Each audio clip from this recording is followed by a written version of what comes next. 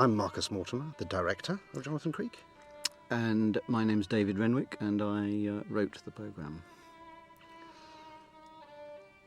Obviously, this music's quite interesting because it's. I think I took quite a long time going around all the really good composers, and we got them to do demos, and they were okay, but they weren't great. And then you came up with the idea, I think.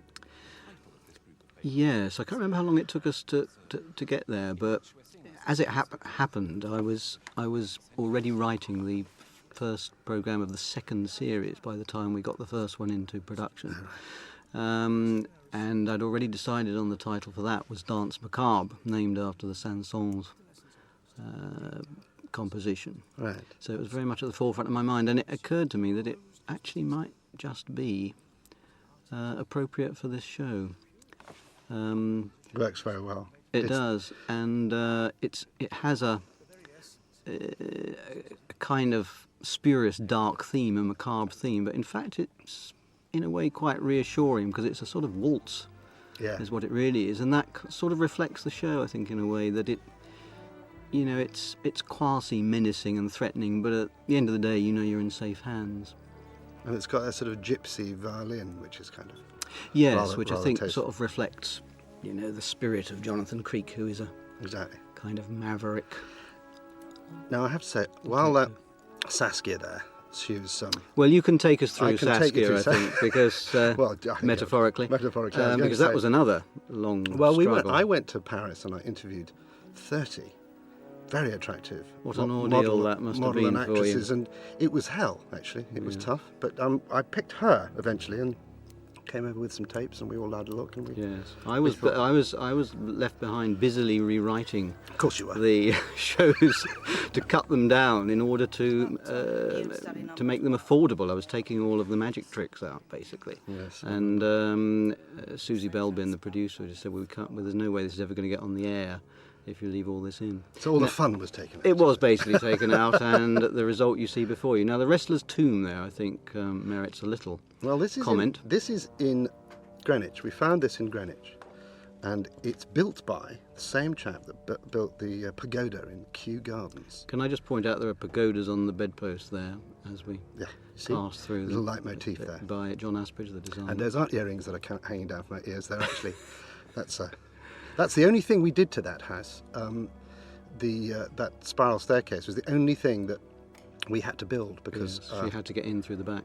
Yes. Should we say that at this stage? Oh yes. Well, I'm assuming. Whoops-a-daisy. That's given it all away. No, I'm assuming they've already watched it. Watching it again. Yes. The Wrestler's Tomb as a title was originally explained in the body of the programme, of course, because it comes from a painting by René Magritte. Surrealist painting, and in the scene later on where Creek and Maddie foist themselves upon Katrina, they say it's a strange name for a house, and she says yes, it's named after the painting by René Magritte. But as you remember, we had to cut it all down to time. I was going to say I don't remember that at all. It's long since passed into obscurity, but it was there, and we cut it just purely for time. And its relevance was that there's a reference later on to the rucking up the bed to make it look as if there'd been a wrestling match on it. So Headley Shale, in a way, was the wrestler whose tomb that room became. But for those who actually want to show off, people, you can say it's the Magritte Wrestler's Tomb is the reference there. And Eve magazine, of course, now exists. Now, in the day, because we have to do all these negative checks on everything in the shows, we wouldn't be allowed to use that name now, because I think it's a BBC magazine, isn't it? Oh, right. I believe. Now this is tricky because this is a very important set. Well, it wasn't a set; it was an office, wasn't it? But we created this set. Yeah. And we had to see all four walls as much as we could. That's right. Because we revisit this later on in the episode, and it's absolutely key to guiding the audience towards a certain culprit. Well, the shot you just saw there was crucially staged because the very split second that we panned off Serena at the door onto Joy was the moment where she could, of course, in theory, have dodged behind the settee. But hopefully you don't suspect that at this point. No. But you sort of think, I wonder if there's something, and I like that. I like the fact that something a little spooky about that. Is it real or what? Yeah, yeah. And that gives you a first sort of I mean, this was, the first show we did, and it's the first one I wrote, and its plot in many ways seems more kind of elementary now. But I think that's absolutely right for an opening episode. Is that you kind of ease the audience in gradually, so they're comfortable with the kind of game you're playing with them. And I think in the first few minutes of this film, I think you pretty much know what's going on. You've got a painter who apparently is having this illicit affair with with one of his models, and his wife doesn't take too kindly to it, and she's, by some nefarious and ingenious means, has managed to bump him off. It's the hardest thing, isn't it, when you're creating a new series, to bring the audience into a new world, but a world that they recognise, but nevertheless has to look quite original. Yeah. It's got a sort of light tone, which I thought was incredibly successfully achieved, when you, as you say, when you're just dipping your toes in the water for the first time. And that line there is one I quote as an example of a sort of line that delays me for about, a day or two, because basically it's there to communicate what that character Katrina does, that she's a cleaner, she's come to clean the house, but you don't want to say anything as sort of bald as that in the dialogue. It's also a place for a joke. Yeah. So it's a 2-in-1, which is sort of very helpful.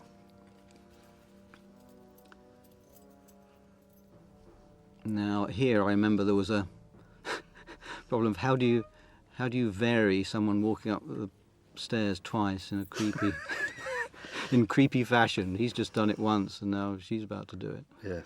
But I think we kind of varied the shots a bit.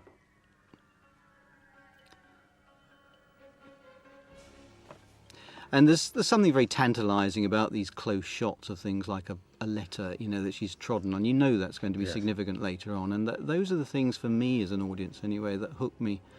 That make me think, this isn't just someone's been bumped off in a room. There's going to be some significance to an envelope. What's that all about? But would you say that that's a sort of part of one's job as a comedy writer? That sort of attention to detail is very useful for this genre, because you're setting up not jokes, but you're setting up things that people have got to remember.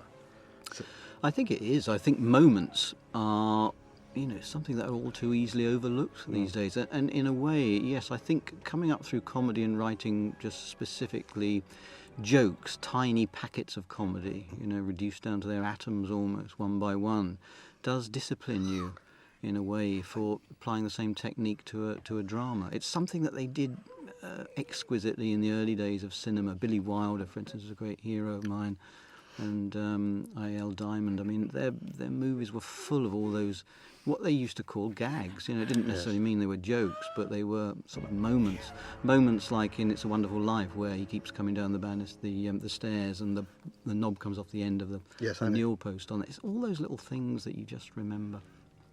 This actress I thought was extremely good, Rebecca Charles. I mean, it's a small part, but she had great technique and credibility, especially with that Danny DeVito line. That she hard to do. Very hard, yeah, because it was a very contrived line on my part. But a wonderful image, I think, that you never saw this photo that you were led to believe there was some would-be model who more resembled Danny DeVito. Exactly. These are always difficult moments there to get. When how does he spot that? And he just happens to be standing next door to it. And it's sort Indeed, yes. And he weighed that what a lucky moment that was. Yes. Mind you, I don't think you directed that, did you? No, I think that was down to it was second unit, one Nick Wood. One Nick Wood, absolutely. Of many other successful productions since, but no, he did a bit of second unit. We were doing two locations at that day, I think. Yeah. And Saskia, of course, sister of Karen Mulder. That's right, very famous model, world famous model. Yeah, and she's now probably better known for the book group that she does on Channel 4. But he's obviously in Teachers doing and being very, very amusing. Of course. But of course, the thing with Lloyd Maguire. Lloyd Maguire, yes, who I'd worked with before on One Foot in the Grave. Sheila Gish, Were you aware that your the husband kind never of loved classic this French model, Francesca? wronged woman who you don't, I think, at this stage of the show, before you've got any kind of This is how it was told to us. sort of take on what we're doing and the kinds of surprises we hope, we tend to pull Your husband made love later on in the series. You've in no doubt that she is basically a villainess, and really the whole He went downstairs plot to revolves around how she managed to pull this off, the man as opposed to was it even got into her in the first place. I don't think tied you're up Miss Butron, probably not geared up to expect that kind of twist. went up to investigate. I may be wrong. No, I think you're absolutely right. I was going to say because this is quite a long bit. Well, I was going to ask, what made you go from One Foot to Jonathan Creek? well, It's the big one. well, that was just for 2 or 3 years. I think Susie Balbin and I used to Dropping his spoils. sit on location and talk about how nice it would be to do a British Columbo, it was always as naked as that, really. And looking back on this episode after 7 years, whatever, it does more resemble Columbo in a way than it later did. But, Well, the big thing in Columbo was that you knew who did it, didn't you? well, that's right. That Yes, was the clever thing and about I that always series. promised myself that one episode I would begin that way, and there's no reason why it shouldn't really. If we withheld the information about how they did it, maybe, but you actually found out. And there have been 1 or 2 episodes where we don't try and pretend it's anyone other than the real perpetrator.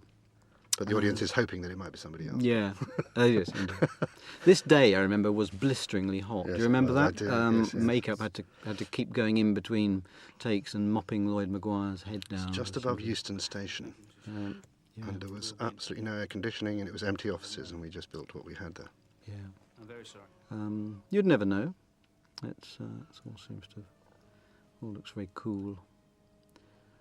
But I really like this moment because this effectively is the end of the prologue, isn't it? Yes. Here at this point, and I love what Julian Stewart Lindsay, the composer, does with the music. He just kind of resolves it, and you think, yes, I've got a handle on the whole Yep, story. yes, now. exactly. And And then now- on to the next. Exactly. Yeah, absolutely. Yeah, and we're about to introduce our hero. And I quite like doing it. I think I may have gone through drafts where I sort of dovetailed elements from this and from Maddie's Strand with the main mystery. And a lot of shows do that now. They feel that if you hang around on the same, in the same room for longer than 30 seconds, the audience are getting bored. Maybe they are, I don't know. But I think it doesn't help with the clarity.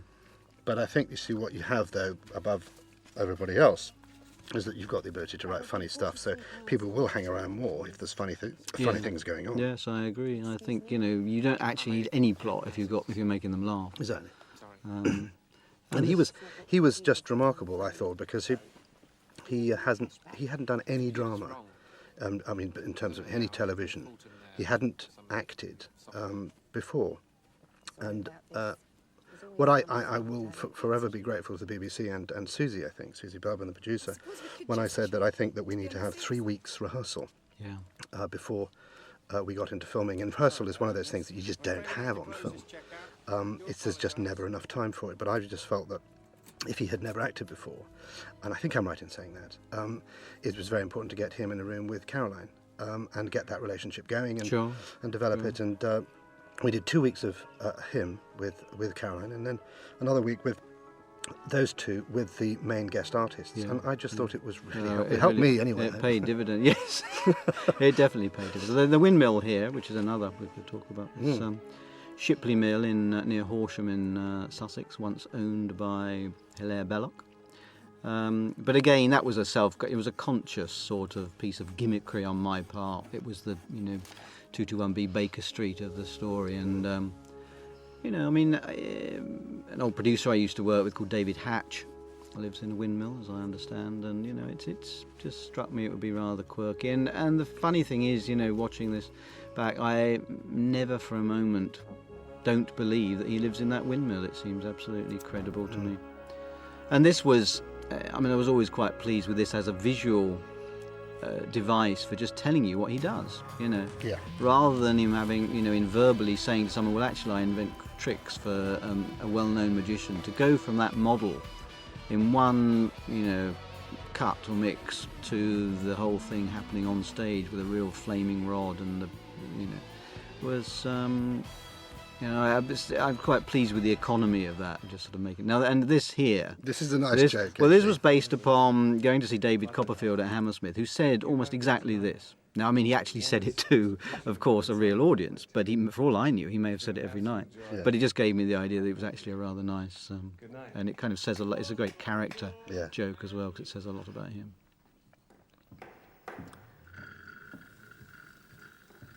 Yes, I think we've got a setup now, haven't we? Really? Everything's been set up.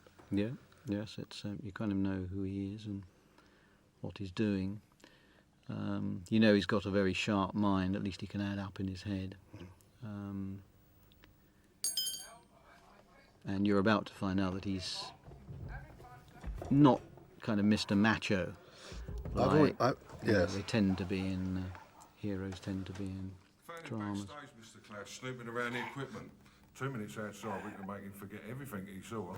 Yeah. I was always rather frustrated here that I couldn't get to see where all their hands were grasping him, because there's a line that comes up that's just sort of, it works, but Testicles. testicle joke. Sterilised at the same time. Here he goes. Rhino. Security, Jonathan, you know. How far do you take it? No, that's fine.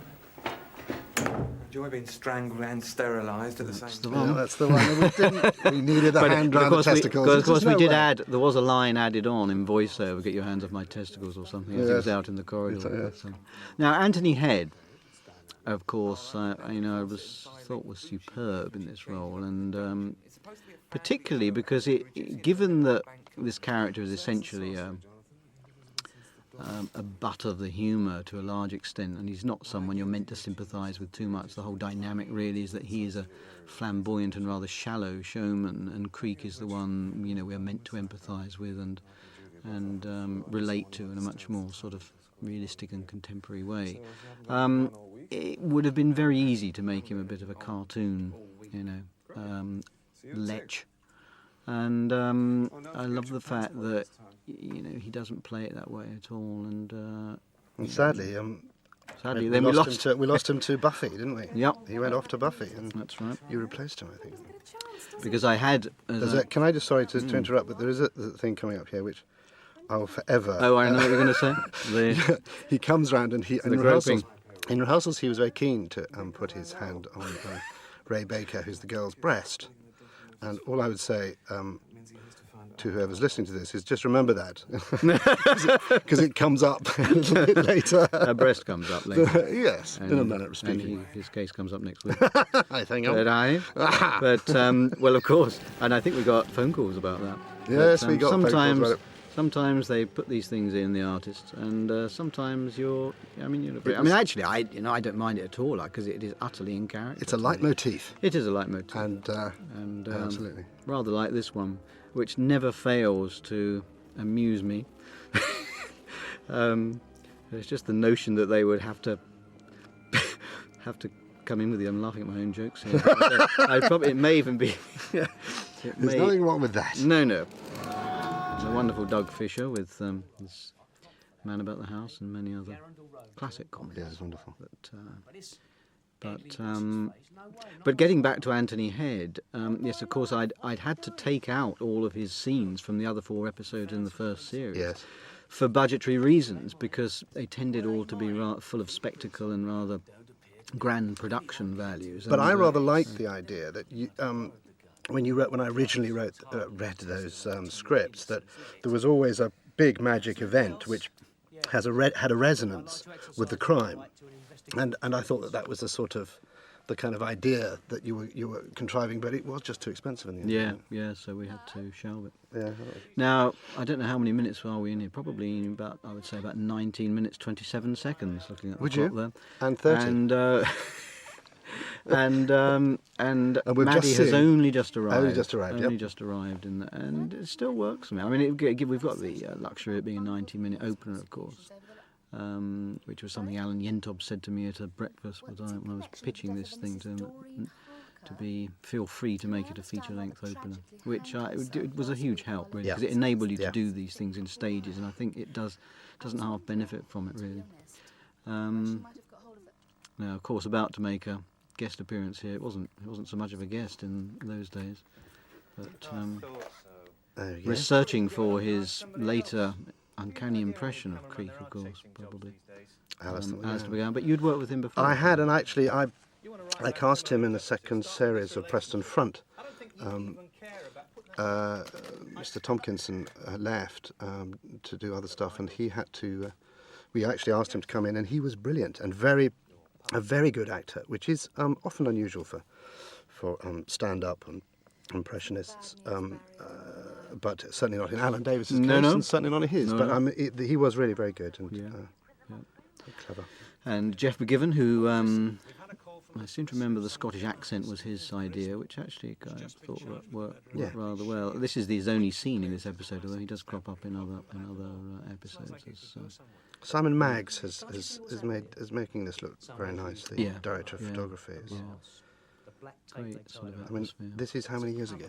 7 years. I think. 7 years ago. Because this is the kind of thing that you'd expect to see on television now, but 7 years ago it was. Yeah, it's putting that shadow over Maddie. I mean, actually, looks quite brightened up here, but that's sort of unusual in itself. Yeah. She went back to that house and shot her old man in cold blood. So we've now introduced our kind of third sort of story strand, really. None of them have kind of coalesced as yet. This is we now have coalesced with this one, of course, because we've got the Griswold character, but only just.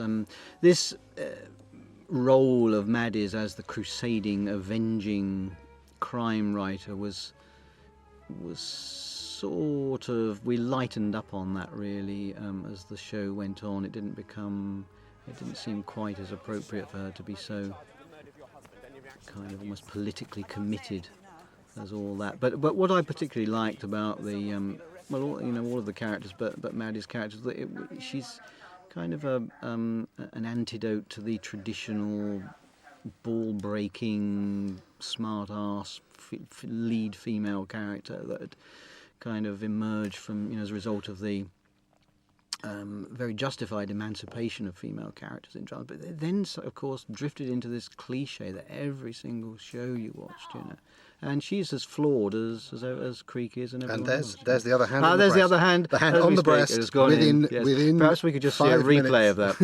that for those that didn't catch it. And I think the phone lines were. The phone lines were were kind of nuclear hot. Absolutely. And one of the things I've got her in as an excuse. I have to actually in mitigation. Yes. How do you justify that double grope in the space of 10 minutes? I will say that I think that one of the gropes was scripted. I think that one was scripted, but the one before we did a month before we shot this. Yes. And because we are doing what we call multi-episodic shooting, so we were shooting scenes from all 3 episodes, with the first 3 episodes of that series. We shot all together, so you had to really keep your wits about you to know what scene you're doing, and that, I'm afraid, did escape me. It slipped through, basically. Slipped through, and I apologise now. Now, you see, I got away with it in script terms because she pulls up the zipper and she catches him on the zip, so he gets his comeuppance. In my version, Anthony Head didn't get. He didn't get any. Well, that's another matter. Yeah, we won't talk about that.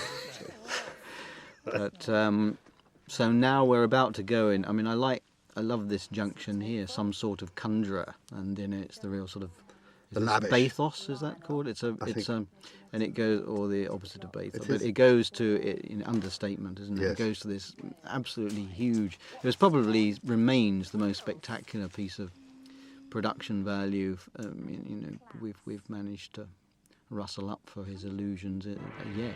But it was very important in the first episode ever to make that point. We basically spent all the money on that, and so you couldn't do any more in the rest of the series. That's pretty much it. Yes.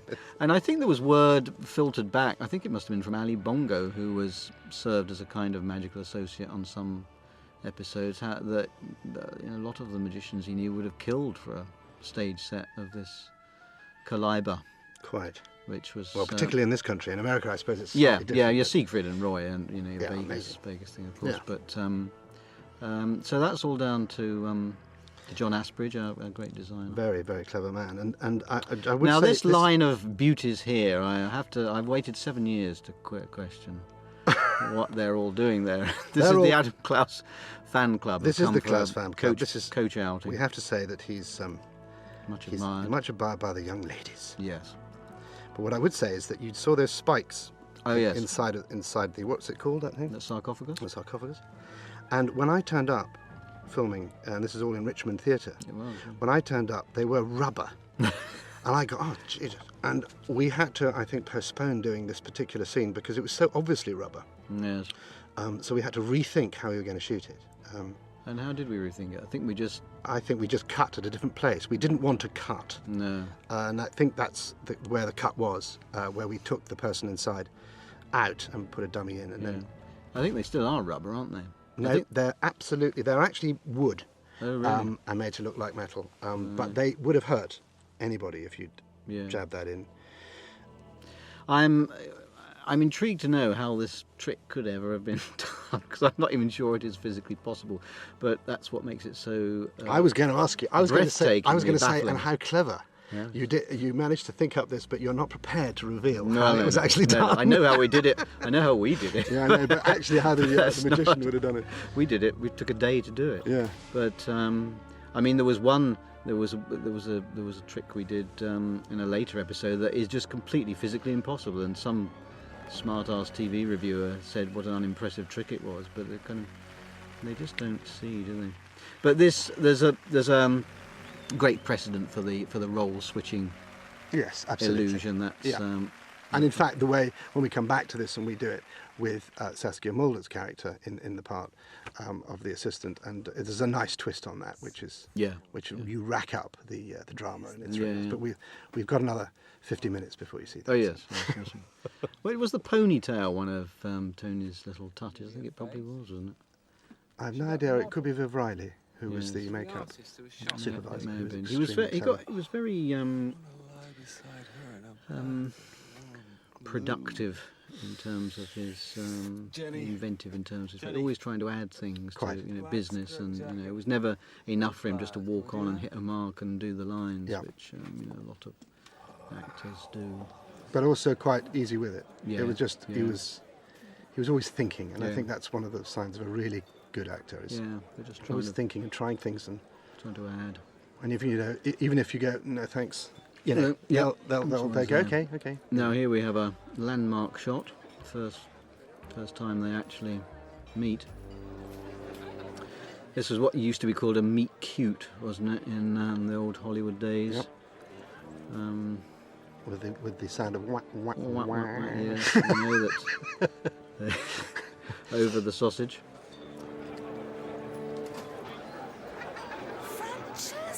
No, this is all part of her The sort of ballsy girl who's kind Basically, of fun and ballsy and bullshit. And Yeah. But this all tribute to Saskia's reactions here, because she's got nothing to say or very little. But of course, her face tells you totally that she's making all this up. Because we've never said that she's making it up. We don't, we've never Quite. told the audience that she doesn't, she didn't meet at this party, and but it's, I love it when you can do that through just seeing what the characters are thinking. This is, I think, it took me a long time as a writer to kind of realise that it's not what you give actors to say, but it's what you give them to feel and think that is more important most of the time. Because as we know, any given line that you write can be said 100 different ways and have different meanings. So it's much more about what they're thinking. But more than a lot of murder mysteries, I'd say that watching this again, you get more out of, because you can be looking at knowing that she's the killer. You can see what she's trying to think. You can see what's going on in that brain, and actually that's quite fun, I think. Yeah. Well, it's one of the, as you said before about if you're making people laugh, it atones for anything else that may be lacking, and it also, I think, it encourages you to watch things over and over again. I had a meeting once with Peter Salmon, former controller of BBC One, who said, Yes. "Why is it that we can rerun comedies over and over and again, and but dramas you don't do that with. Very rarely do you just keep on and on. You repeat them once, maybe twice, but you don't, because there isn't the same appetite. Because once you know what's going to happen in a drama, if that's all there is in the drama, It's diminishing returns, really. Interesting though, isn't it? Because it's basically what you're basically saying is that people like to hear jokes again. I think they do. I think They it's don't- like music, and yeah. particularly, I mean, there are some jokes. If it depends upon a verbal surprise of some kind, it's not going to be as rewarding next time around. But visual jokes, like Basil thrashing the mini with that branch, you could watch, limitlessly. Yeah. And And David that, Jason falling down behind the counter is just. it it's just very is good. funny every time you watch it. And so if you can stack a drama with a pretty reasonable complement of laughs, then I think you're adding to its shelf life in a way. And interestingly enough, if you actually have a really, really good joke, you can get away with all sorts of things that are going on around the time. So actually, Yes, if people actually remember the joke and they don't remember the fact that it's illogical or something going on, Well, that's that you right. don't Well, it's a great understand. piece of. I mean, in Sleight of hand, isn't it? Yes, in terms of this, the whole kind of setup of this premise here. It is a piece of misdirection. It is the equivalent of the illusionist sequined assistant prancing about at the side of the stage to distract you from something that he's doing with his other hand. I always like this little Yes, so did interchange here. I. Because again, we have what kind of core to the whole. What I find interesting about this character is that he's in a job where he is surrounded by glamour and these just wall to wall lovely nymphets who cluster around the flamboyant magician, and he's the one who gets ignored. But he's actually the power behind it all. It's his intellect that makes it all possible. But this is what I was actually going to ask you, saving your blushes, David. But Jonathan Creek is you, isn't it? Well, there's a lot of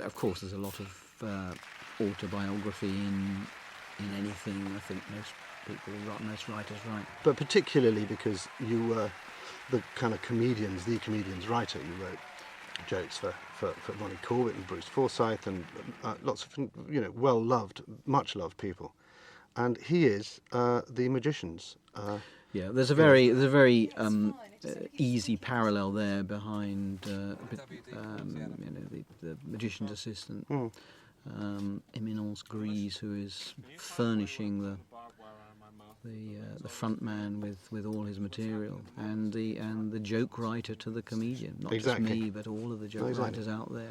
There isn't a name for this person, is there? What Jonathan Creek is, because he's not an assistant, because the girls are the assistants. No, so we it's a sort call of- him a creative consultant. Yes. We call him a magic Interesting, isn't consultant, it? a magician's mechanic. Yeah. Lots of kind of terms that we. I swear, Jonathan, this is the real thing. But as you say, Alan, ultimately became just so definitive in this part, and we went through a long process of seeing other actors who, of course, inevitably tended to opt for what I remember you used to describe as Route One, which is you've got a character who knows all the answers, so they play him like someone who knows all the Quite. answers, and he becomes a smart ass, Yeah. and you kind of lose the audience empathy and the sympathy. And Alan doesn't do that. He very much throws it away as if he's almost embarrassed to know so much and to figure so much out. As you say, it is the sort of Columbo effect, isn't it? Yeah. He's the sort of confused, rather sort of, but really clever underneath it, and that's exactly. It's an anti-hero rather Exactly. than a hero. I think this was, correct me if I'm wrong, wasn't this the first day of shooting? It was indeed, and I couldn't get the nail clippings to go into the bloody cup. So we had sound effects on it and stuff. Yeah. But it It was worked, tough for of her course. though, because she had to do this emotion, which is Yeah, I think she's tricky. magnificent in this. Yeah. I have to say. I mean, Afterwards, there's hardly a hint of makeup on there. It looks like, but I mean, she's still Hedley went down to answer it. stunning. I started to get dressed. and I just love the Behind the me, juxtapozition with Caroline, who's hand over my mouth. kind of, you're just too beautiful, aren't you?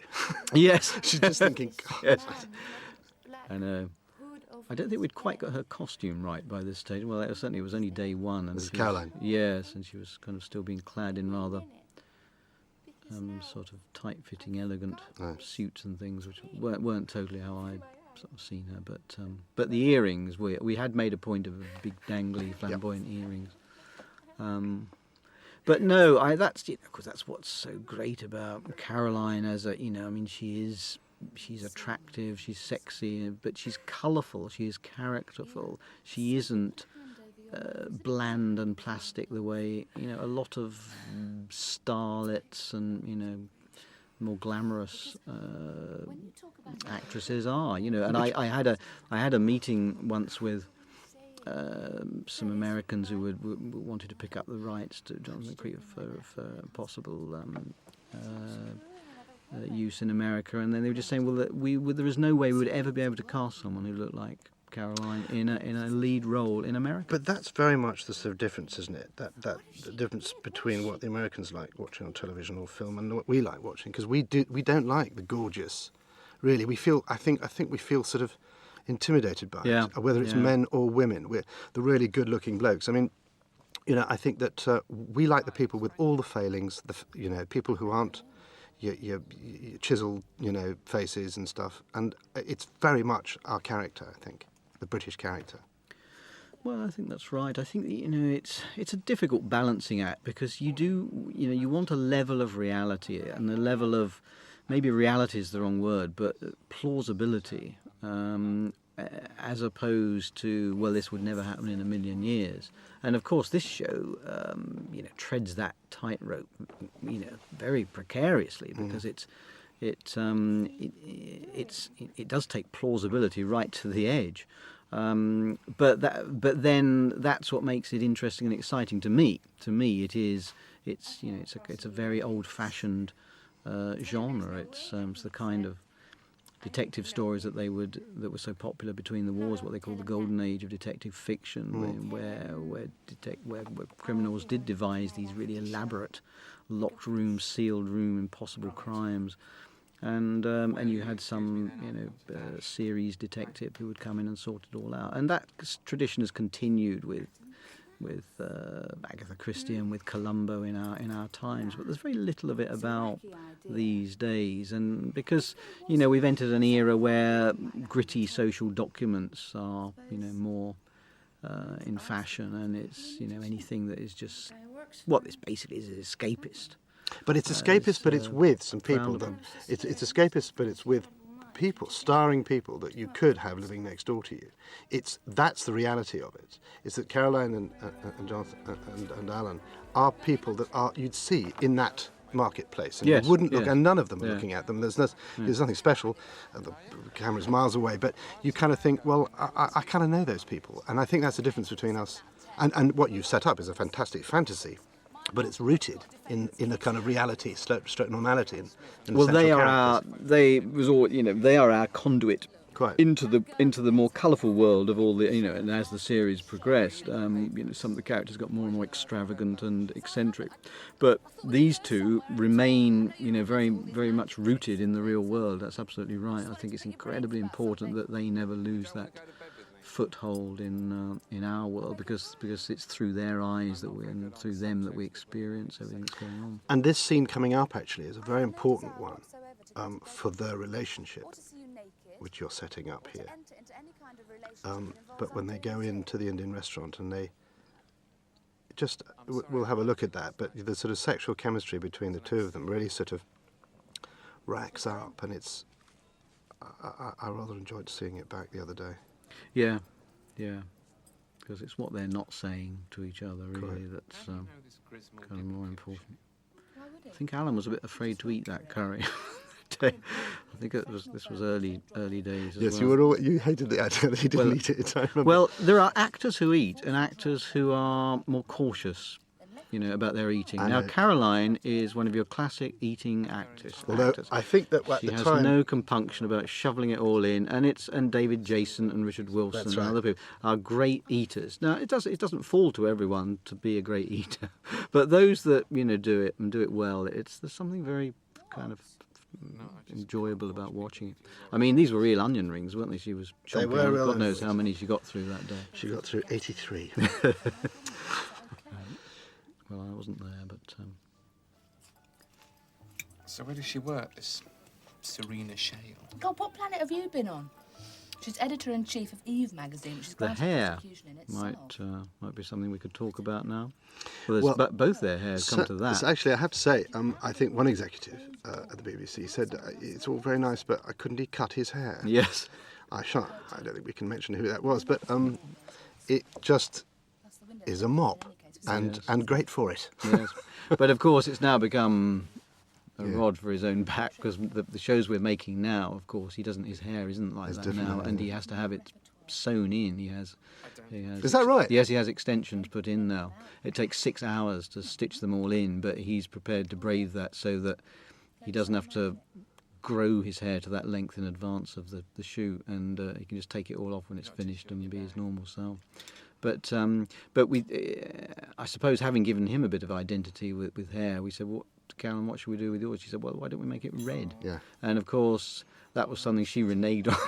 And by the next series, well, it doesn't have to be that red, does it? So it gradually gets less red. But while we were making this series in '96, she decided to go absolutely fairly brilliant red there, really. I do like that. Was her idea. And I like this sort of moment here subtle, where the yes. holding a hand, and she's actually looks vulnerable and terribly sexy. Yeah. Just come on this pan up here. I mean, rawr. Yes, yes, it's all there. I mean, there's She's great. great, she's fantastic. There's great timing in there as well. He says, "Think of a well-known city, Constantinople." She says, and it's the fact that there isn't a frame of film between the end of him saying that and Yeah. her coming in with it. That is intuitive comic timing Yep. that you just can't teach people. It's a nice gag, this as well, because it's not only about a trick, it's also about humour. So Yeah. And of course, it does. Herein lies the charm and the risk of disappointment in the whole show, the whole series, because you set up as they do in magic tricks, baffling scenarios that just cause you to fall over with amazement. And very often when you explain them, you just think, "Oh God, I wish you hadn't explained that. I don't really want to know." Was it as simple as that they had a plant in the audience? but you've always been fascinated by magic, haven't you, David? Well, I've had an interest in it. I've had an interest in it since I was First issue I threw over. a nipper. My dad used to take me to see the Magic Circle Festival at the now defunct, now non-existent Scala Theatre in Charlotte Street. Channel 4's there now, and the Magic Circle used to hold their big annual show there every year in September or something. I can't remember when it was. And we used to go to that, and I was bought conjuring trick boxes. Well, I'd need to know the And then you brought it into One Foot in the Grave. Well, didn't I've you? used bits of sort of magic. It lends itself to comedy very, very easily. The very first One Foot in the Grave I wrote involved Mrs. Warboys with her head in a guillotine that Victor was banging with a rolling pin to try and dislodge the blade, and it was a very funny moment. And it's so here we come to the. There was more business involved in this originally, wasn't there? It was too complicated. Actually, it got out of hand. it's just very unwieldy, this thing. You just can't control it. And he was doing his utmost. People, have degrees. You have to go away to university for 3 years to train in these things.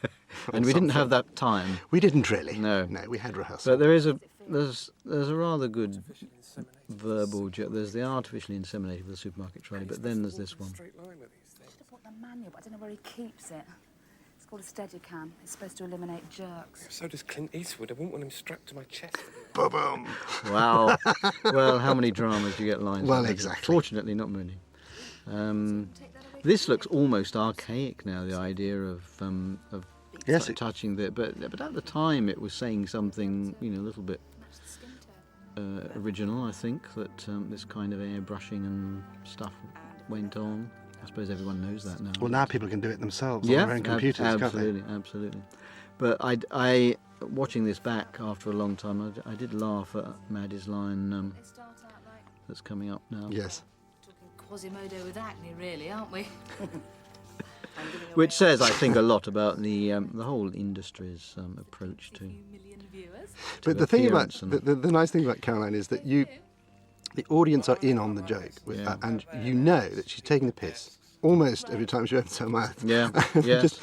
And there is there's tongue in cheek, even when she's being serious. There's a kind of fun element to it. Yeah, So, yeah, and that's what she is so brilliant at doing. yeah. It's Twinkle. I rather like this as well, the way it just settles on her. She's just there when it comes round. He doesn't make an entrance, she's just waiting. It's kind of nice. Another thing I remember about this was that the script called, of course, for to get him his coffee, and he dismantles the. Oh God! It unhooks took an hour and a half to get it off. The real steady came up and said, "There's no way." Oh, dear. Well, that was quick, wasn't it? Actually takes about 20 minutes took to a long uncouple time. all that. I said, "Well, why don't we just have him one shot, Yes. cut to her, and when we come back to him, he's He's just taking putting it it off." down." And bingo, it works. I mean, therein you have the whole methodology of television. Really, it's all a cheat. It's a cheat. cheat, but you don't worry about it. Hugh Laurie, who was once in line to play this part, of course, it's no secret. I mean, said once, it's like people coming out on film, hail a taxi. They come out and they hail a taxi. Now, if it comes straight up, you think, oh, well, that doesn't happen. But if you do what really happens, they come and they stand there for 10 minutes waiting for a taxi. Everyone's left the cinema, so they say taxi, and 2 cars go past, and then a taxi. And that's the principle, isn't it? You kind of make people believe it. But Absolutely. You don't make it too boring. So it's all artifice. This is one of the few times I think that I ever had Creek actually doing a bit of questioning, where he's kind of pumping her for details. That always became Maddie's role, really. He did all the thinking and she did the talking. Yates or Bates, can't remember now. But of course it's at this point where he's twigged something. We know he's twigged something. No, I didn't nod off at And actually, even he doesn't know that No. he's twigged something. He No, knows no. that there's something there, No. but he just. That's what's so clever about the way he's playing it as well. I mean, that eyebrow. People talk about Roger Moore's eyebrow, but that was a skillful eyebrow there. A skillful How eyebrow. she's supposed to get out by magic, and that. I mean, it's so significant and yet so subtly done. Now, this here was talk about autobiography. It's not autobiography so much as personal experience, but there's a producer I know well who I remember getting in his car and he threw the penalty nose, and there they were. There's a whole pile of them on the back seat, and he knows who he is, but I won't mention his name. It might have been Bates. Oh well.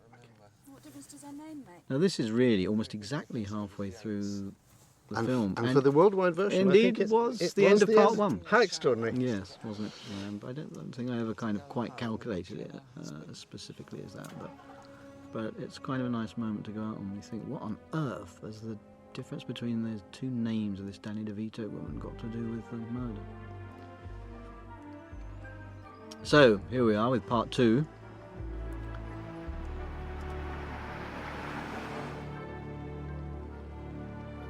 And this is Maddie now entering Creek's world. And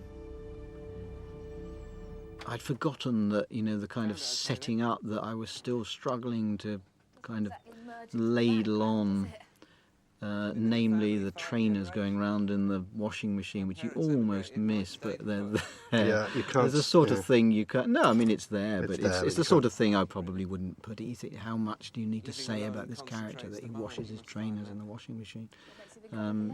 It's just as a sort of level of his slight Everybody does that now. eccentricity, but well, of course, Everybody does that it's now. They become picked it up, and become that's quick.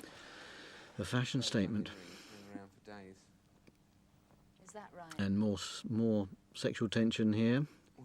And it's also just that long, embarrassed pause, which is just very Yeah. funny. They know how to play this. Yeah. Now, I love what the music does here on the reveal of this world, because we have been in here briefly earlier on, but this is the first time we really see it, and it's everything that John provided for us here. And I think we saw virtually everything. yeah, My big passion. the old Golden kind age of of Victorian posters of Robert. Devon Masquelin, Robert Houdin, of course, Houdini took his name from,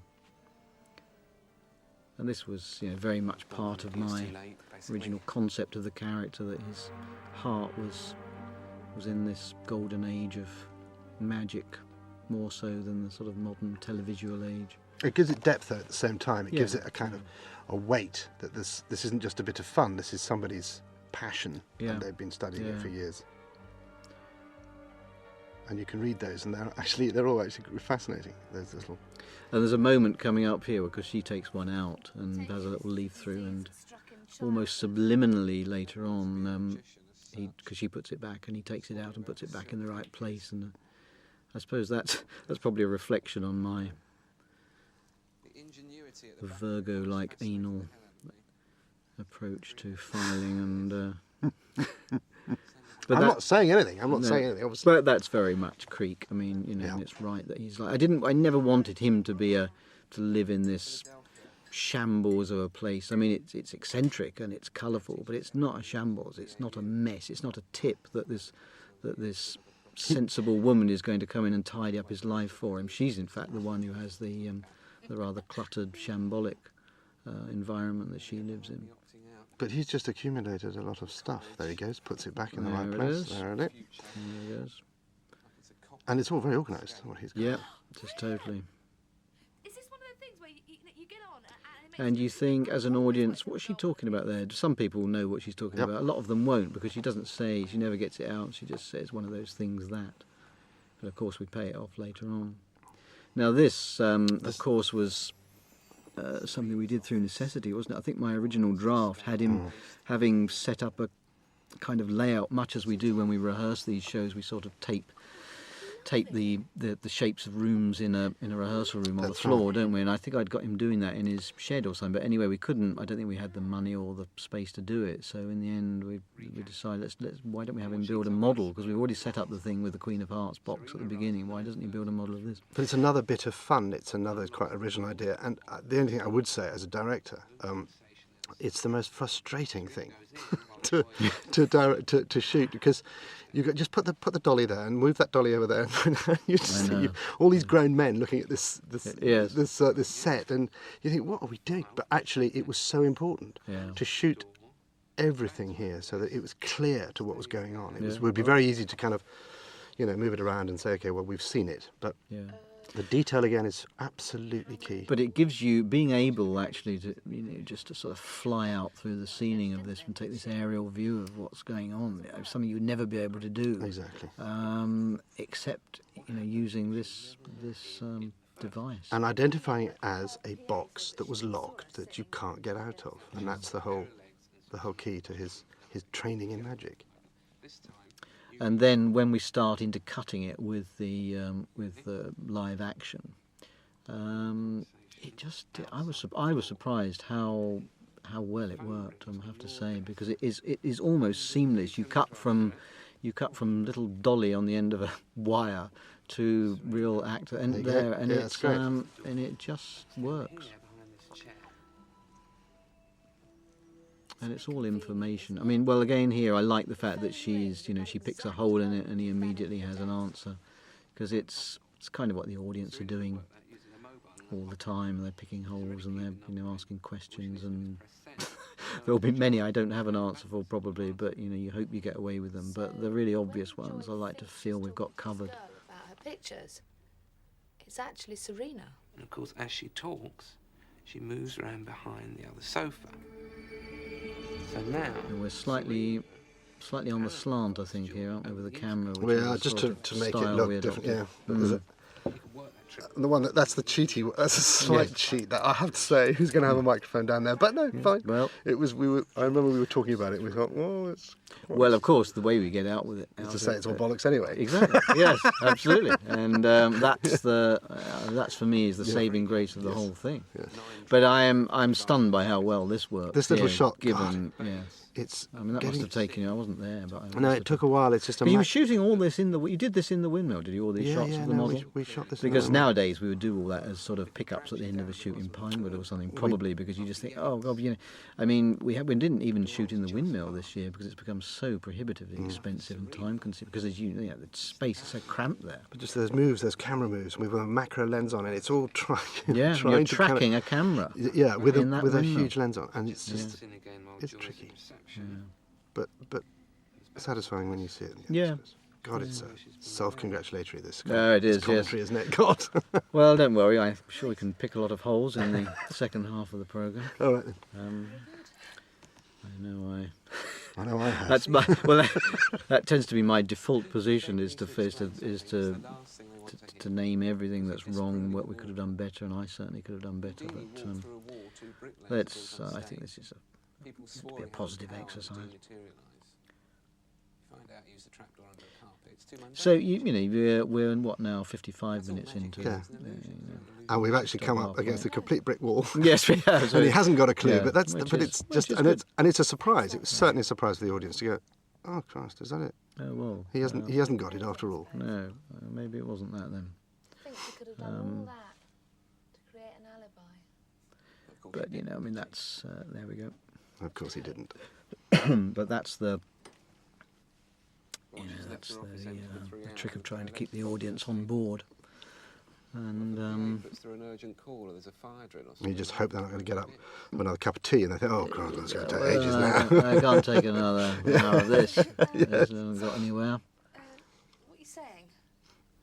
The more I go over it, this bloke's shale. And we've almost forgotten about these pictures Yeah. and the shale actually, Yeah. and which is always interesting. 'Cause you But bring these back- are, I mean, what one tries to kind of incorporate really are the televisual equivalents of equivalent of a page turner. Of, Exactly. those ends. No, that was great. Yeah. Can I just say that this was just so hard? When we got her up there, I You realised, don't, oh my God, her trousers are black. So I had to drape loads of light things in the background just to right. see that she was Yeah, floating. yeah. And it was so frustrating. Now, funny enough, that's never occurred to me that, but I know exactly what you mean, and I can see why you would have to do that. Because your legs would disappear. The in legs would background. disappear, and you actually wouldn't have got the joke. No. But all that white stuff in the background Yeah. and the beige and All orange, right. Yeah, that's we interesting. had to put that there. Yeah, it shows how well that works. That Yeah. that device. I mean, And yet, people probably have no idea those things were very clear. What does that exist. suggest? People think it's all magic. I think a lot of people. It must have Well, how did he do that? Well, they had a special it's magic. harness. How could they have that? Well, yeah, no, they do. Well, what do you think? She levitated, and it's but that's the principle behind it all. It's like he just said, Houdini goes through a brick wall. Two bricklayers laid on stage. People think you have the power to dematerialise, no. and No. when it's explained, it does become mundane. Well, yeah. And the David Blaine stood in that glass cabinet and by Tower Bridge. Well, exactly. It's a good job. We make no comment about it. I met David Blaine. I met him in Montreux, and because it was when he was just promoting his very first TV special, and my wife said, "Oh, is David Blaine over at that table over there? Oh, if only he'd come over and talk to us." I said, "Don't give him over. I don't know what to say to him." So Geoffrey Perkins, head of comedy, who was head of our table, said, "I'll go over and get him for you." So he brought him over, and of course my wife clammed up, and I'm standing there having to say, "Well, I write this programme about magic," feeling all right. Perhaps, really. Now this, the keen-eyed viewer will notice that it's slightly out of sync. Well, And you can I'll tell tell us you why. why. This was the only. Lip syncing is always tricky, and we had to have things blowing. We had to have a wind because you couldn't just shake everything around. We had to have It was a wind machine. big wind machine blowing things, and of course you can't hear them talk if you've got a wind machine. So we had to go back into a studio afterwards and lip sync it, and of course it's the longest bit of dialogue. Very rarely do you lip sync without intercutting between two close-ups, and of course sod's all in law. one shot. I did it all on one shot, but and this is where we are shaking the. Yes, well that is because you'll notice the one on the other side isn't shaking at all. No. That's because it's hard air. It's been nailed to its perch. Absolutely. Yes. She was good, Jane Hazelgrove. Jane Hazelgrove Very, was very good. excellent. Yes, well, there was Very some real. excellent casting in this, and just so perfect for what you eventually wanted, which was, this was the deeper girlfriend that he, with whom he was in love, as opposed to the more shallow Yeah. French This model. one's a pen and ink by Salvador Dali. It's over 50 years old. Setting up a gag that comes later. I think those little sketches, another thing John Asbridge did, he did a little. Again, great eye for detail, John. But I think that the interior of this was. I don't think we painted anything. I think that was the wallpaper on that room. Was it? In the bedroom? Yeah, we didn't change anything there. Yeah. Rather a splendid house. Yes, I mean it's cropped up a few times, hasn't it? I think we saw it in an advert when we were making this. Right. But I suppose that's inevitable. Perhaps I'll ring Mrs. Shale's work number. Make sure she knows about all this. Right. Good idea.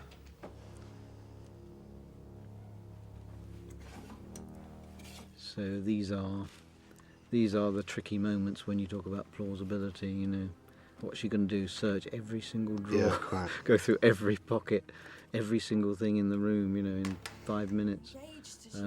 Despite that, she finds the 2 main clues with very little difficulty. But again, the music coming in is very atmospheric.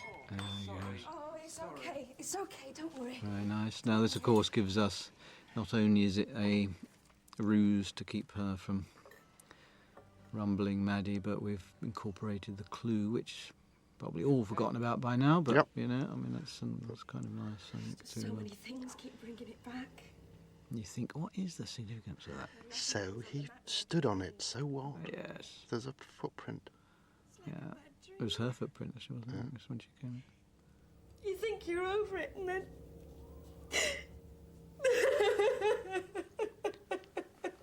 Now, of course, this all makes sense in hindsight, Exactly. given their relationship. But that's enough of that. We need to head to the next joke. Joke coming up. Yes. So first of all, we get that, and then we get. Meanwhile, oh yes, she's about to find something very significant. Yep. Not in there, she's not.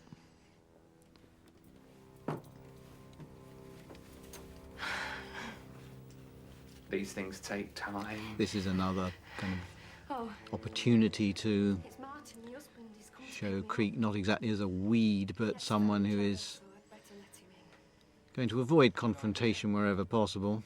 But also quite awkward with, Yeah. with women. Yeah, Quite kind of, yeah. he just doesn't quite know what to do to. Well, I mean, it is the classic sort of Woody Allen, Yeah. Bob Hope, coward, really. I mean, you know, it's a classic comic device. You know, it's far funnier to have people who are gauche and a little bit weedy. Martin, it's not what you think. He's supposed to Now this come in to see Mrs. Shale. He wants little to do routine it. coming up, I think. I mean, you just did it, didn't you? And Yeah, we just the did it. noise. Am I right in saying the noise you hear is actually the noise it makes? We added to the noise. Did you add actually, to yeah, it? because it just you needed the sucking sound, which we didn't quite have. No, right. But it did make a fairly unpleasant. I seem to remember watching a first We assembly put of that- this, and there was a bit of. It was a bit, but we put some of the. But obviously, there's no disguising what that's doing to his face. I don't know if that left him bruised at all. But you know, once again, it's looking for a bit of invention. I mean, he could have just kneed him in the crutch or something, but or grabbed him around the neck. But it's just sort of nice to, all the while looking for something that varies the. I always felt actually in this episode that was the sort of furthest that one could possibly go with the sort of with daftness. I think, to be honest, I thought that there's just because it is We quite silly. pushed the envelope as We far pushed as the it envelope, goes. but the envelope's still on the table. It certainly is, yes, yes. Which is more than can be said of the napkin, which of course has now been soiled and this valuable Picasso sketch. That's the kind of shot you just put in because you know it'll go in the trailer Yep. of our 2 heroes crouching in the undergrowth. We've almost forgotten this character, Serena Shale. She's been off screen for a while. I don't think so. Where's the napkin? Napkin, Mrs. Shale. From a cafe in Paris 30 years ago. There was a little autographed drawing on it by Pablo Picasso. I mean, just the tiny detail of her not quite getting the word Picasso out. And also, you cut away from it fairly quickly. Yeah. Don't dwell on it. It's No. a good gag. Let's move on. Absolutely. Now, I'm intrigued as to why she's driving at 5 miles an hour along a main road, or is this even in... It's a traffic jam in front of them. Ah, yes, that's what it would be. Because what a shame we can't see that. Isn't it? Yes. But,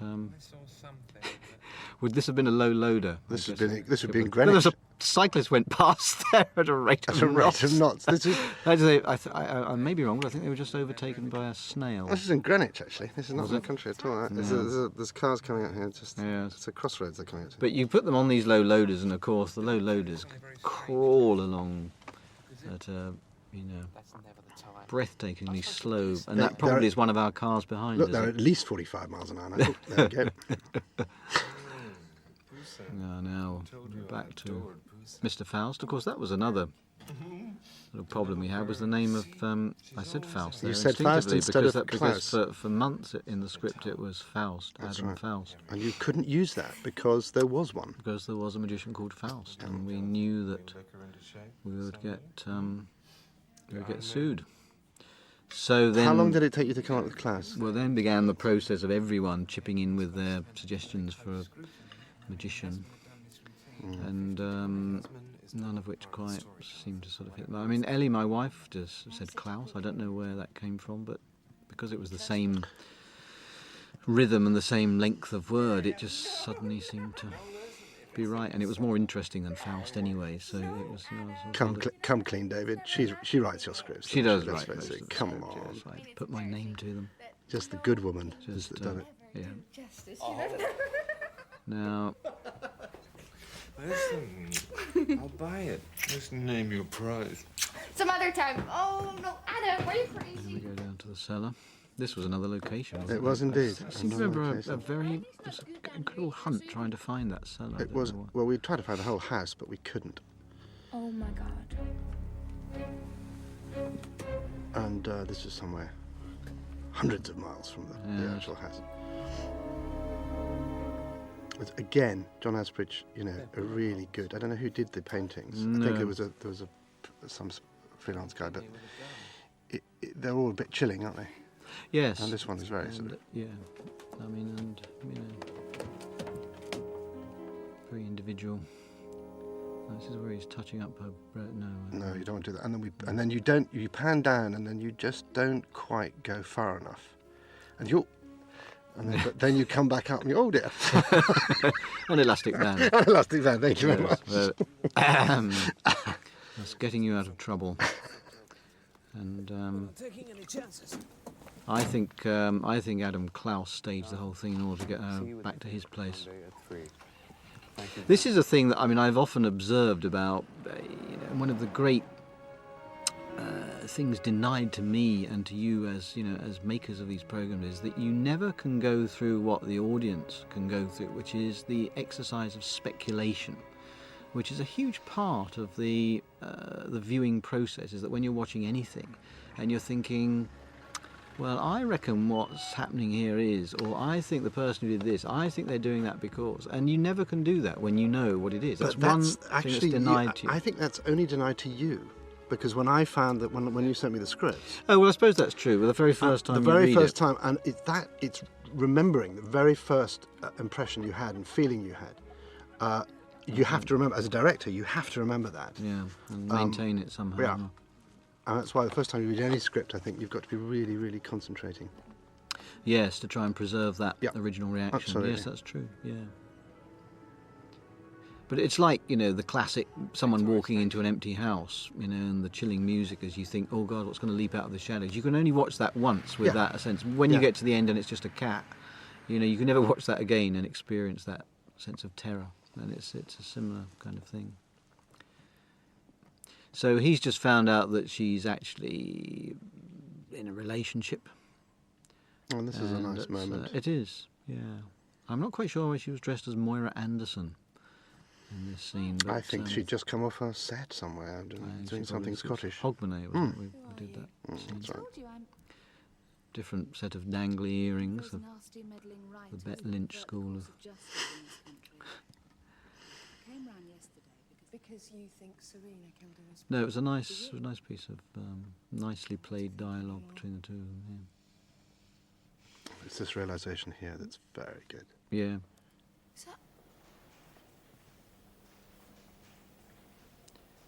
There's some very strange objet d'art in the background of the scene, which the truly observant will...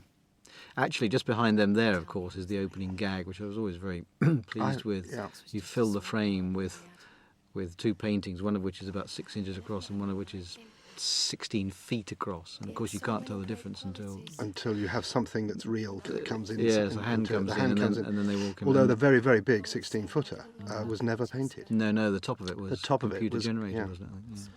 We should have said that when we... We should have said that Well, we earlier look- on. yeah, Perhaps we we- could go back to the top and start Perhaps again. we could. Now, what's that strange piece of artwork behind her there? That's odd. Why haven't you told That's anyone? an oddity. I was one of Headley Shale's lovers. It's a sort of metal Mickey. You see it more clearly go. when Maddie goes, I think. Simon Magg's got one of his lights in the way. Look, it's just a Yes. lighting frame. Yes. I'd better go. So that's another. There it is. Just that face with the Keep hair. Maggie, won't you? Very For strange. Headley's sake. I always find myself looking at that face. In You're the just shop. not concentrating No, on I'm the not. No, action, yeah. I'm not. I've seen it too many times. Pull yourself together. Yeah, for God. God's sake. Now, of course, there's a little Homage, I think, is it? Or Homage is it, or or dig? just dig? dig. Yes, probably. Yes. I think it's dig. Funnily enough, Richard Curtis has quoted this back at me. It didn't escape his attention, and he was. I have to say, he was a big fan of Creek, Oh, that's good. despite this rather rude Guess who I ran into at the gallery? Katrina the cleaner, who it turns out was also reference to sharing Mr. sack Bean with that comes up in a Shale. minute. But what I hope is nice about this sort of little section is the toing and froing of her relationships. I mean, we've established that Creek hasn't had a relationship in some while, but I'm always kind of frustrated by love stories and romantic stories where you know two people walk into a room and fall in love and that's it. And I mean, life isn't like that, and most of the time people are already in existing relationships, but then there's all the vicissitudes of those you have to contend with, and it's just kind of nice we don't really pin down what's going on in Maddie's world, except that it's full of ups and downs the way most people's are. And that applied latterly to the two of them. You know, that a lot of people wrote a lot about the will they, won't they thing between them, which bores me rigid. I was never particularly interested in a huge will they, won't they, because I mean, there's only so long you can spin that out. And they're mostly funnier when they're bickering with each other. But that is part of the will they, won't they, isn't it? Really, I think that whole argument between two people who are clearly, sexually active. I think that or could be. I think it will always. I mean, it's a bit like Mulder and Scully. They never show any affection for each other, but because they are actually of an age, you say, "Oh, I bet they'll get together." You assume that's going to happen. Yeah, and I think that's what. Well, it was kind of important at this stage of the project because it's the only kind of thing that hooks him into her world. I mean, otherwise, exactly. Why is he going to risk life and limb and for no money to go out, sort of hunting down these murderers? And that's one of the the sort of holes you dig for yourself with this premise anyway. Is someone's murdered in your average detective story. The next scene is the detective on the scene of the crime. But how does Creek get there? This was when I remember the day at Richmond Theatre when Anthony Head said, "I think I'm going to come into the corridor here with a toothbrush in my mouth," and it's great. It just makes something of it. Similarly here, he had a little problem with the fact that she's kind of gone into sort of hysterics over the fact she can't do the show because she's put £3 on, and he's got a line saying, "Look, I've forgotten what his next line is. It's coming up in a minute. I'm going to go off and see you later." But he said that you need a transition here. To diffuse it. Yeah, and what can I say? And rather than write anything, I said, "Why don't you go up and just whisper something into her ear that mollifies her, and we don't know what you've said?" And he said, "Perfect." So that's what he does. But again, this is that classic situation you've now got with Creek, who's now, that most men would kill for, has been locked in a room with this glamorous model who's about to take a shower and look after her. And that's his kind of role in life. It's a bit like Woody Allen in What's New Pussycat, who was sort of working with, or backstage with the strippers, if you remember. Hi. I think he had that line, how much... In the shower at the moment. Can I get to... My name's Serena Shale. Oh, well, I won't go, because I can't remember it, but edit that bit out. I wonder if you give her a message. Tell her I want to buy her story. I'm absolutely serious.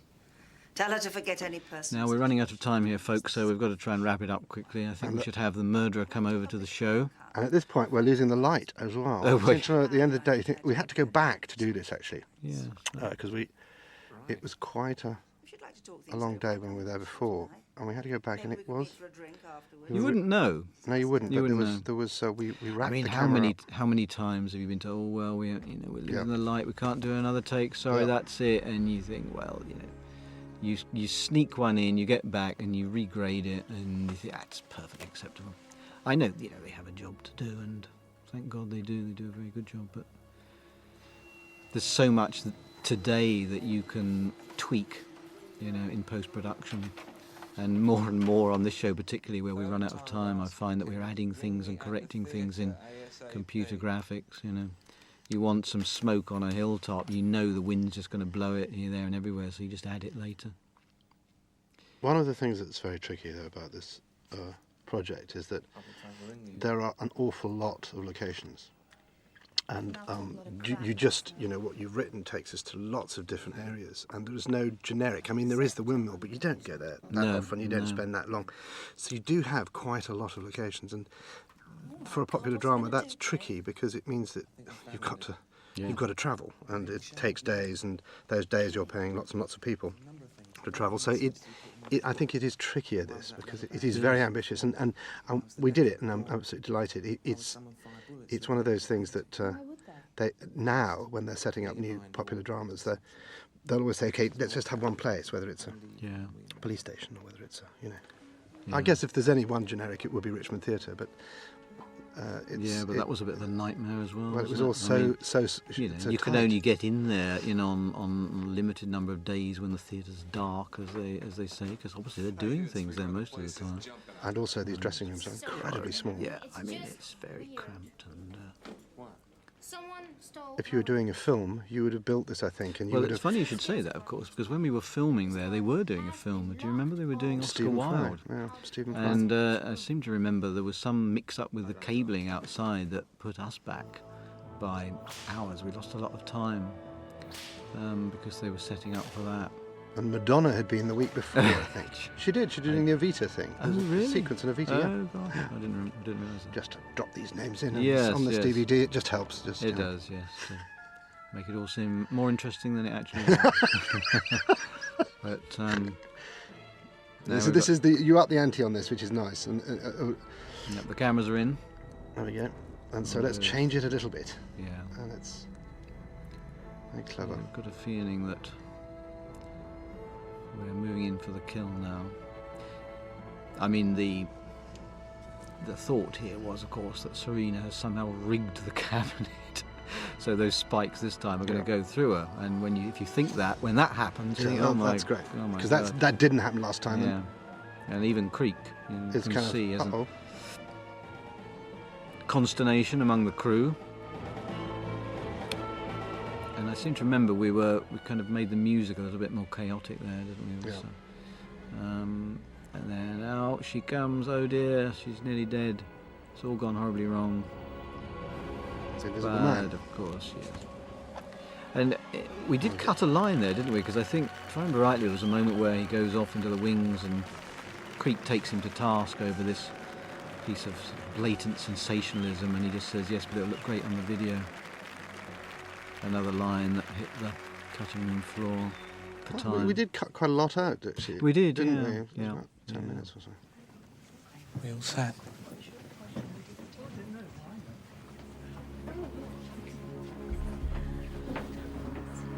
It's very tricky in these shows when you're trying to surprise the audience by revealing that the perpetrator of the crime is not who you thought it was, and because how many characters do you have in a story? How many? I mean, a lot of shows and classic Agatha Christie movies and novels, they solve it by having a cast of about 20 people so that you've got maybe a 1 in 20 chance.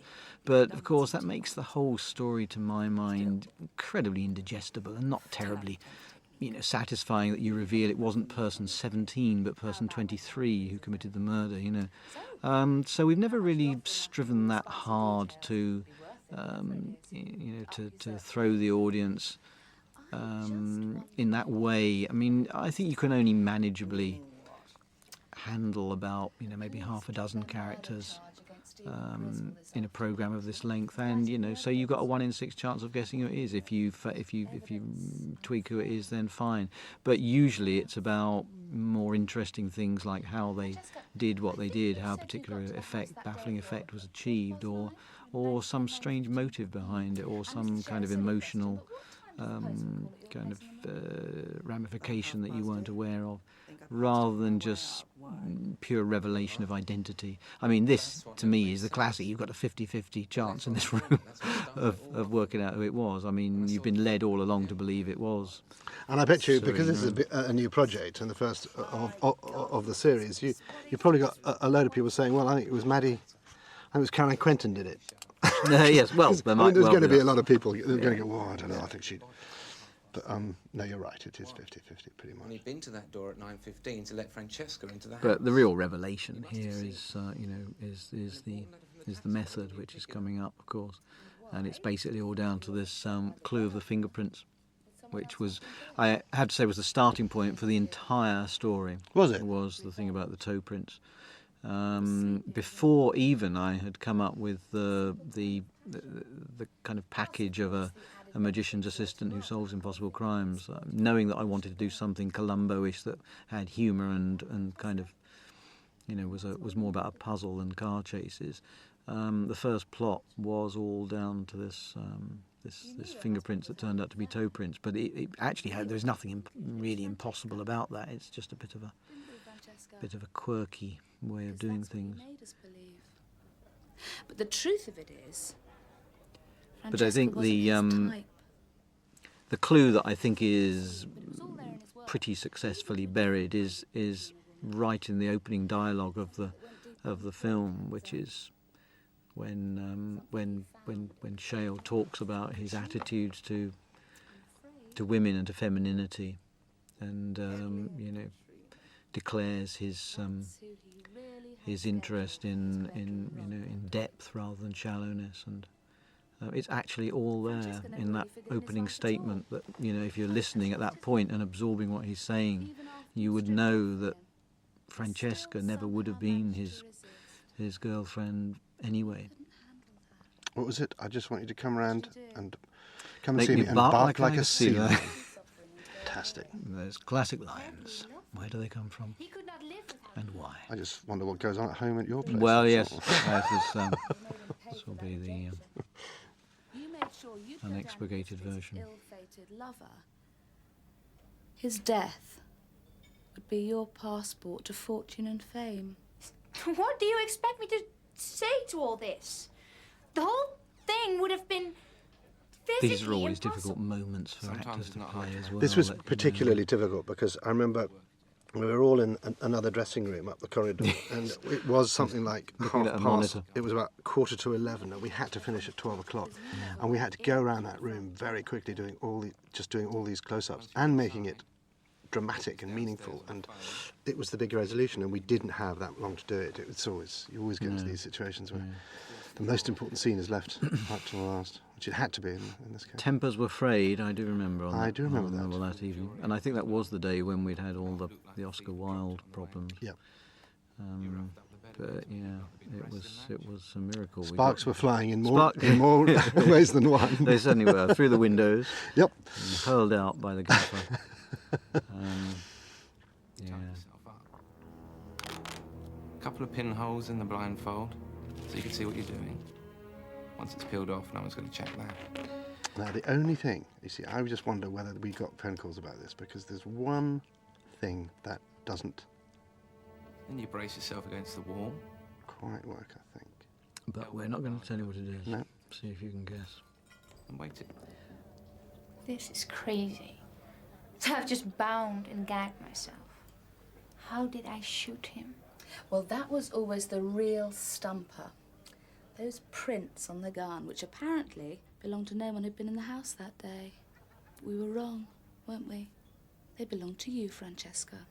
Have you checked your facts? What's very interesting is how she manages to go from sweet, gorgeous, pretty girl, to this complete bitch. Steel. Not the first thing that's going to occur to I mean, Go on. No, what were you going to point something out to me? I feel that what just makes this that's hovering on that precipice of plausibility makes it work for me is the fact that we did set up in that scene the prehensile toes to which he's. We did, no, absolutely. But the one thing I'm going to, which I remember we talked about at the time, and you think, well, actually. How did she get it on her foot? How did she get on the foot? Well, of course, there was a line added on there, I think, about worthy of Houdini or something. Yeah, right. Okay. Really, I suppose that kind of in the end does it for me. Is Houdini could have done that. Could have done that, absolutely. And if you've had enough practice, I mean, God, when you think of the things people are adept at doing but if you think of her as just some kind of ditzy model off a catwalk, then yes, how could she have done it? But if you think of someone who's actually been planning this for the last 6 months and has, had actually learnt how to do something like that. I mean, for goodness sake, there are limbless people who paint amazing pictures with their feet, and so nothing is impossible like that. I will never be nothing again. Oh, nasty look! And that angle as well, on her profile is. Yes. It's the Wicked Witch of the West here. It is. I mean, it's pure melodrama, but you've got some great, elegant music in the background there. I mean, you could have gone, more camp with it, but I think the music is, such a huge part of the whole texture here. Especially if it's classical. I think if it's classical music, it gives it away. Give you a lift back to your hotel? No, thanks. May as well get a cab. So let's see. Contradictory cut is just coming up. Well, you're never going to get me on that bicycle. Cut to someone on a bicycle. That's one of our classic devices. This is rather nice because this sets up the series again. We've got a really good whodunit here, and now we've got, watch next week because we'll have another good whodunit. But there's also what's going to happen between these two as she goes round. Answer: nothing. But he's got this inane grin. She's just turning it on like nobody's business, and he's going, duh. This coffee's a long time coming. They've probably forgotten all about us. Oh, well. He's great. Because... No, to be honest, I suppose... I mean, who wouldn't in that situation? Exactly. Let's face it. Well, he doesn't push himself. No, he doesn't. And I just feel it's so refreshingly different to have, a male character who is like that, for goodness sake. It's just... it may be perceived as wet, or it might be perceived as sensitive. Now, here we go for the false ending. I guess this is fun. Soaring music. And he's realised he should have done something. Stupid boy. Well, you bungled that one. But wait a minute. But it's not over yet. Of course, we never did this again. I mean, it's a risky thing to do anyway, that people probably all switched over. And in any case, apart from anything else, these days, you wouldn't survive a closing credit sequence without the continuity announcers coming in telling you about everything else that's happening on BBC Three at the moment, and squeezing the picture to one side, and so all that goes on. But in those days, I think we're probably at a point where we still could just come in with that little tagette at the end. We used to do this a lot on Alexis L stuff, I seem to remember. We used to, yeah. The pre-title sequences were longer than the show. We used to run the credits in the middle of the show. That's right, I loved that. Backwards, upside down. Coffee for two? Just put it over there, please. Very good. The end. Well, not very good, obviously. That's right, for other people to say. Fun.